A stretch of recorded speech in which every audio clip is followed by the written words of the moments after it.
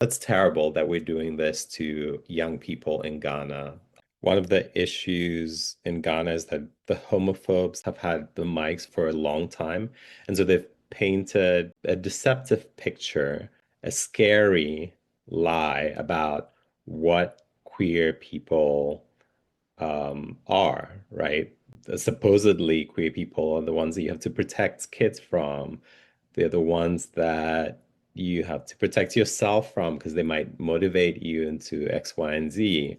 They're the ones that walk around with Pampers, because they're so sexually depraved that, they have all these medical conditions and all of that. I used to be part of the WhatsApp chat for my year group of old boys from the Presbyterian Boys Secondary School. I finished in 98, and so, we have a 98 chat, and I used to be on there. And when all these conversations were happening in the Ghanaian public, they were happening on the WhatsApp chat as well.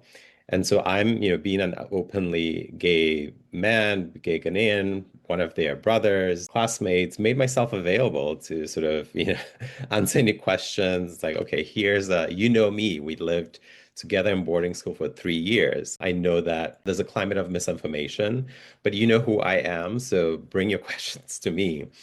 And some people just we're so married into these horrible and negative stereotypes that at some point I just gave up and had to leave the community. I exited the group because after a day of having those conversations and having all that negativity thrown at me, I felt my emotions, my mood go out of balance. It was so debilitating. It made me think, wow, here's me, an adult with a huge support system. I mean, I have a partner, I have family that's supportive, I have friends. I live in a place where, relatively safe as a queer person. And yet that emotional toll was so strong in those 25 in that day of conversations.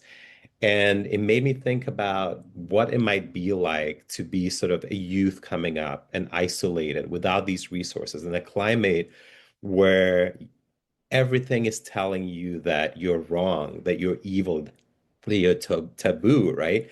Everything from, and then there's this legislative institutional instrument, right? That's coming down and taking a grip. That is absolutely heinous. That's terrible that we're doing this to young people in Ghana.